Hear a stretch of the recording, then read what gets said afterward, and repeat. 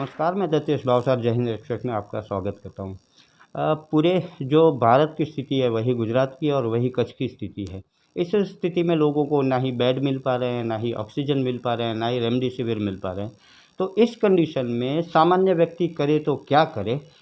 उसके लिए आज हमारे साथ खास मेहमान है डॉक्टर नेहल वैद। नेहल भाई, आपका स्वागत है जय हिंद एक्सप्रेस में। नेहल भाई, सबसे पहले तो क्या स्थिति है आज कच्छ की, वो थोड़ा आपसे जानना चाहेंगे। जैसे पूरे भारत में आज जो मुश्किल खड़ी हो गई है कोरोना की वजह से, वैसे ही मुश्किल कच्छ के मरीजों को भी पड़ रही है। उनको भी आज बेड मिलने में मुश्किल है, उनको भी आज ऑक्सीजन मिलने में मुश्किल है। और जिस तरीके से पूरे भारत में लोग भटक रहे हैं अपने सगे संबंधियों की सारवार करवाने के लिए, उसी तरीके से यहाँ पे भी काफ़ी लोग भटक रहे हैं। और किसी किसी के साथ ये भी हो रहा है कि जब तक वो कहीं पे पहुँचते हैं तब तक वो दम तोड़ चुके होते हैं। नेहल भाई, इस स्थिति में लोगों को सबसे पहले तो क्या करना चाहिए, क्योंकि पैनिक होने से तो कोई फ़ायदा है नहीं। ऐसी परिस्थिति में सबसे जो इम्पोर्टेंट बात है वो ये है कि सबसे पहले तो ये देखना चाहिए कि आपके मरीज़ को जब पॉजिटिव रिपोर्ट मिलता है तो क्या सच में उसको भर्ती करने की ज़रूरत है, क्या सच में उसको हॉस्पिटल ले जाने की ज़रूरत है। अगर सच में उसको हॉस्पिटल ले जाने की ज़रूरत है तभी आपको हॉस्पिटल लेके जाना चाहिए। और ये देखने के लिए सिर्फ दो ही चीज़ को आपको मतलब ध्यान में लेना है। एक तो ये कि मरीज़ की जो ऑक्सीजन का लेवल है वो 94 से कम हो, तभी उसको अस्पताल में ले जाने की ज़रूरत पड़ती है। और दूसरी जो बात है वो ये है कि किसी भी मरीज़ का सांस का रेट, मतलब कि 1 मिनट में वो कितनी बार सांस लेता है, वो रेट अगर 24 से ज़्यादा है तब उसको हॉस्पिटल में भर्ती करने की ज़रूरत पड़ती है। इसके अलावा जो हाई रिस्क लोग हैं, जिसको कि ब्लड प्रेशर हो, डायबिटीज़ हो, किडनी की बीमारी हो, लंग्स की कोई पुरानी बीमारी हो, प्रेगनेंसी हो, ये जो भी हाई रिस्क लोग हैं, 60 ईयर्स से ऊपर के लोग हों, इनको भी हॉस्पिटल ले जाने की ज़रूरत पड़ती है। लेकिन उसमें डॉक्टर देख के बता सकते हैं कि उनको भर्ती करने की ज़रूरत है या नहीं है। तो सबसे पहले तो आपका रिपोर्ट पॉजिटिव आता है तो आपको पैनिक नहीं करना है। आपको ये देखना है कि सच में आपको कोई तकलीफ़ है या नहीं है। अगर तकलीफ़ नहीं है, सिर्फ रिपोर्ट पॉजिटिव आया है, थोड़ा सा बुखार है, सर दर्द हो रहा है या थोड़ी टूटन हो रही है शरीर में, तो आपको डरने की ज़रूरत नहीं है। आपको घर पे खुद को आइसोलेट करना है और घर में ही आपकी सारवार मोस्ट ऑफ द केसेस में हो जाती है। नेहल भाई, कई केसेस में ऐसा देखा गया कि लोग पैनिक बहुत ज़्यादा हो रहे हैं, तो आप हमारे माध्यम से क्या लोगों को विनती और सूचनाएं देना चाहेंगे? मैं यही कहना चाहूँगा कि भले ही ये जो रोग आया है, जो ये सेकंड वेव आया है, उसमें जो फैलाव है वायरस का वो बहुत ज़्यादा है। लेकिन इसकी जो मारक क्षमता है, वो मारक क्षमता पहले के वायरस के जैसी ही है। मतलब कि अगर 100 केस हो रहे हैं तो उसमें से 80 केस तो ऐसे होंगे कि जिसको कि कोई लक्षण ही नहीं मिलेंगे। उसमें से 20 केस ऐसे होंगे कि जिसमें कुछ लक्षण मिलेंगे। और उस 20 में से 10 केस ऐसे होंगे कि जिसको कि भर्ती करना पड़ेगा। और उस 10 में से सिर्फ 5 केस सीरियस होंगे और 2 या 3 की मृत्यु होगी। तो अगर इस बात को आप देखेंगे तो आपको मालूम पड़ेगा कि टेस्ट पॉजिटिव आने का मतलब ये नहीं है कि आप सीरियस हो गए। तो ये बात को ध्यान में रखना है। आपको खुद को अच्छे से मॉनिटर करना है, देखते रहना है कि भाई आपका ऑक्सीजन का लेवल क्या है, आपकी सांस ठीक से चल रही नहीं चल रही है, और कोई दिक्कत आ रही है। डॉक्टर से मतलब फ़ोन पे बात करके आप रिपोर्ट्स ब्लड की भी करवा सकते हैं, आप डॉक्टर के साथ बात कर सकते हैं। तो डरने की ज़रूरत नहीं है, लेकिन ठीक से मॉनिटर करते रहना है ताकि जब आपको ज़रूरत पड़े तब आप वहाँ पे जा सके अस्पताल में अपनी अच्छे से ट्रीटमेंट करवाने के लिए। नेहल भाई, किसी पेशेंट को अगर इस सिचुएशन में कहीं पर भी शायद अस्पताल में रूम ना मिले या बेड ना मिले, तो इस सिचुएशन में वो घर बैठे ही कैसे स्वस्थ हो सकता है? ये एक बहुत बड़ा दुर्भाग्यपूर्ण सवाल है, क्योंकि इस वक्त जो महामारी ने जो हमने मंज़र दिखाया है वो ऐसा दिखा दिया है कि ऐसा भी हो रहा है कि काफ़ी लोगों को पूरे भारत में और पूरी दुनिया में भी अस्पताल वो जा रहे हैं, उनको ज़रूरत है भर्ती की, लेकिन फिर भी उनको बेड नहीं मिल रहा है। अब जब ऐसा हो जाए तो आप क्या कर सकते हैं, घर में रह के आप क्या कर सकते हैं, ये मैं थोड़े से आपको विस्तार से बताना चाहूँगा। तो ये बात आप ठीक से समझ लीजिए, और आपके घर में अगर भूल से भी ऐसा प्रसंग बन जाता है तो ये बातें आपको काम में आएगी। सबसे पहले तो आपको ये जानना है कि कैसे आइसोलेशन करना है, जो कि अब लगभग सारे लोग जानते हैं, क्योंकि इतना सारा ये वायरस फैला तो सब लोग ये जान गए हैं कि कैसे पेशेंट का आइसोलेशन करना है। लेकिन जब पेशेंट ज़्यादा बीमार है तब वो अपनी खुद केयर नहीं कर सकता। जब कम बीमारी होती है तो हम यूजुअली एक रूम में रख के उनको खाना पीना दे देते हैं, उनकी चीज़ें दे देते हैं, तो वो खुद को मैनेज कर लेते हैं। लेकिन जब पेशेंट खुद ही ऐसा हो कि जिसको आइडियली भर्ती करने की ज़रूरत है लेकिन उसको बेड नहीं मिल रहा है इसलिए वो भर्ती नहीं हो पा रहा है, तो वो अपना सारा काम खुद नहीं कर सकता। और इसलिए आइसोलेशन के साथ आपको ये बात जोड़नी होगी कि उसकी केयर करने के लिए आपको किसी को रखना होगा जो कि मास्क पहन के अपनी खुद की सुरक्षा करके उस पेशेंट की केयर कर पाए। तो ऐसे आपको किसी को ढूंढना होगा या खुद ही ये काम करना होगा, जो कि खाना पीना दे पाए, जो कि उसका और जो भी उसके ऐसे काम है जो खुद वो नहीं कर पा रहे वो उसमें वो मदद करे। तो एक केयर टेकर आपको चाहिए होगा जो कि खुद शायद कोई ऐसा मिल जाए कि जो पहले कोविड पॉजिटिव हो गया हो, और ऐसा कोई अगर आपको मिल जाता है तो अच्छी बात है, जानकारी हो। और उसको जानकारी हो कि कैसे होता है।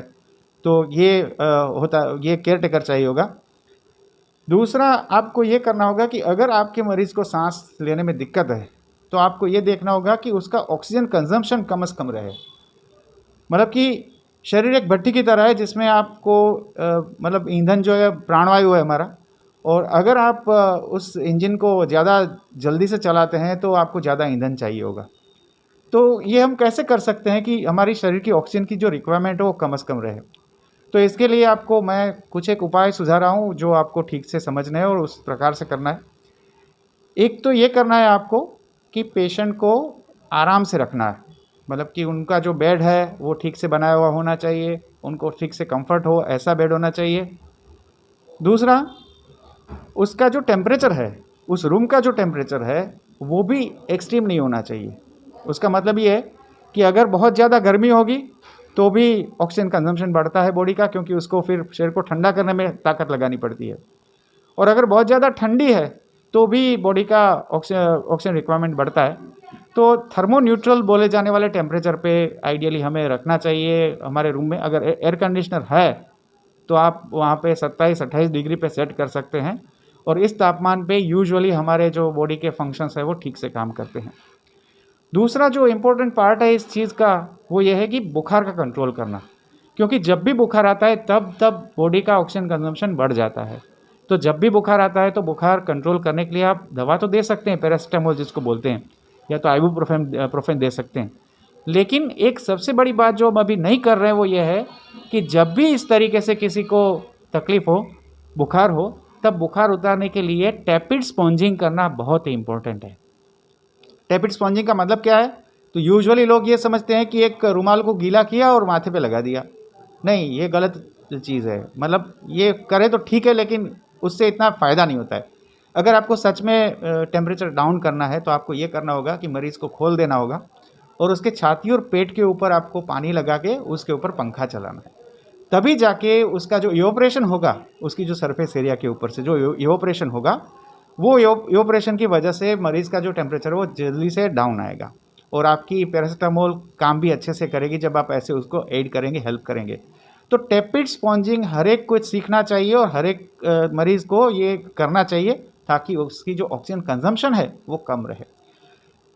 एक और जो इम्पोर्टेंट बात है वो ये है कि मरीज़ की खुद की पोजीशन, जब भी मरीज़ को सांस लेने में दिक्कत हो तब हमें ऐसी पोजीशन देनी चाहिए ताकि मरीज़ की जो सांस नली है वो ठीक रहे और उसमें से बहुत ही आसानी से हवा की आवाजाही हो। ऐसा करने के लिए आपने देखा होगा, आपने सुना भी होगा कि जो डॉक्टर है वो बोलते हैं कि उसको उल्टा सुलाना है। तो जब भी कोई उल्टा सोता है, थोड़ा तकिए लगाकर उल्टा सोने की पोजीशन आप देख सकते हैं, गूगल भी कर सकते हैं कि कैसे उल्टा सुला के आप उसको ऑक्सीजनेशन में हेल्प कर सकते हैं। तो उल्टा सुला के आपको उसे हेल्प करना है ताकि वो अपनी सांस ठीक से ले पाए। अगर आप इतना सब करते हैं तो मरीज़ की जो ऑक्सीजन रिक्वायरमेंट है वो कम रहेगी। और सबसे इम्पोर्टेंट बात, जितना मरीज़ चिंता करेगा खुद की, जितने उसके मन में टेंशन होगा, उतनी उसकी ऑक्सीजन की रिक्वायरमेंट बढ़ेगी। ये भी एक नेचुरल रूल है। तो जितना आप उसको अच्छे से रख पाते हैं, उसका जो दिमाग है वो ठंडा रख सकते हैं, उसको आप कंफर्ट कर सकते हैं, उतना उसका ऑक्सीजन का रिक्वायरमेंट कम रहेगा। तो ये सारी चीज़ें अगर हम करेंगे तो हम मिनिमम ऑक्सीजन कि सप्लाई पे भी उसको अच्छे से मैनेज कर पाएंगे। जैसे कि हमारी हवा में सिर्फ 21% ऑक्सीजन होता है और उसी के ऊपर हम सब सांस लेते हैं। अगर किसी को ज़्यादा सांस चल रही है तो उसको हम इस तरीके से अगर कंफर्ट करते हैं तो उसकी रिक्वायरमेंट भी जो है वो हम मैक्सिमम उसको इस तरीके से हम सपोर्ट कर सकते हैं, क्योंकि उसकी जो रिक्वायरमेंट है वो हम मिनिमम रख पाएंगे इस तरीके से। नेहल भाई, अंतिम प्रश्न, यह सारा करने के बाद भी अगर ऑक्सीजन लेवल नहीं हो रहा तो वो ऑक्सीजन लेवल बढ़ाने के लिए वो घर पे वो पेशेंट क्या कर सकता है? ऑक्सीजन लेवल बढ़ाने के लिए काफ़ी सारी चीज़ें सोशल मीडिया में चल रही है कि ये सूंघ लो, वो सूंघ लो, ऐसे करो, वैसे करो। ये सब चीज़ें गलत है। किसी भी चीज़ से वैसे ऑक्सीजन चढ़ता नहीं है। एक वीडियो ये भी वायरल हो रहा है कि एक स्टेथो लगा के एक बंदा बोल रहा है कि आप नेबुलाइज़र लगा के उसको चालू कर दो, उससे ऑक्सीजन बढ़ता है। ये भी गलत बात है, क्योंकि नेबुलाइज़र जो है वो जो एटमॉस्फेयर की हवा है उसी को फेंकता है, उससे ज़्यादा वो कोई काम नहीं करता है। तो ये भी बहुत गलत एक वीडियो घूम रहा है सोशल मीडिया में। तो अगर आपको उसे ऑक्सीजन में हेल्प करनी है तो उसकी हम रिक्वायरमेंट ही कम कर सकते हैं, जैसे कि मैंने आपको बताया। उसके अलावा आप दो चीज़ कर सकते हैं। एक तो आप खुद ही कहीं से ऑक्सीजन का सिलेंडर का बंदोबस्त कर सकते हैं और आप डॉक्टर की सलाह के अनुसार ऑक्सीजन लगा के उनको ऑक्सीजन दे सकते हैं। और दूसरा एक ऐसा ही साधन आता है जिसको बोलते हैं ऑक्सीजन कंसनट्रेटर। ये जो साधन है वो भी इस वक्त तो नेचुरली उसकी किल्लत है, लेकिन फिर भी अगर वो चीज़ आपको मिल जाए तो उसमें से भी आपको ऑक्सीजन मिल सकता है। वो साधन ऐसा है कि हवा में से वो ऑक्सीजन लेता है और उसी ऑक्सीजन को कॉन्सनट्रेट करके वो फिर नली से आपको देता है। तो अगर वो आप लगाएंगे तो उसमें से थोड़ा सा ऑक्सीजन मिलता है। सिलेंडर जितना अच्छा ऑक्सीजन उसमें से नहीं मिल सकता, लेकिन फिर भी एक थोड़ा सा सपोर्ट ऑक्सीजन कॉन्सनट्रेटर से भी हो सकता है। तो ये आप कर सकते हैं। तो ये हमारे साथ थे डॉक्टर नेहल वैद्य, जिन्होंने अच्छी से जानकारी दी हमें कैसे आप घर पे रह के भी स्वस्थ हो सकते हैं। सबसे बड़ी बात उन्होंने यह कही कि कोई भी सिचुएशन हो उसमें पैनिक ना करें। अगर पैनिक करेंगे तो आपका शरीर ज़्यादा ऑक्सीजन कंजप्ट करेगा और आप ही की हालत ख़राब होगी। यहाँ पर तो हालात ये हैं कि कहीं पर भी कोई बेड नहीं है, सरकारी अस्पतालों में इंजेक्शन दवाएं कुछ नहीं है। जो हमारे जनप्रतिनिधि थे, राजकीय प्रतिनिधि थे, वह भी अभी दुपक के घर में बैठे हुए हैं। तो ऐसे हालात पे किसी एक शायर का अच्छा शेर मुझे याद आ रहा है कि कहीं कंकड़ निकलते हैं, कहीं पत्थर निकलते हैं, करो जिस पर ज़्यादा भरोसा वही खंजर निकलते हैं। हमारे जो रहनुमा है वो खंजर की तरह ही निकले हैं। इस सिचुएशन में हमें कोई भी काम नहीं आ रहा है। ऐसे में हम आपको जय हिंद के माध्यम के से विनती करते हैं कि आप घर पे रहिए, सुरक्षित रहिए, मास्क लगाएं, सैनिटाइज़र का प्रयोग करें और सुरक्षित रहें। आप सुरक्षित रहेंगे तभी आपका घर सुरक्षित रहेगा। नमस्कार, मैं दत्तेश पावसर, जय हिंद एक्सप्रेस।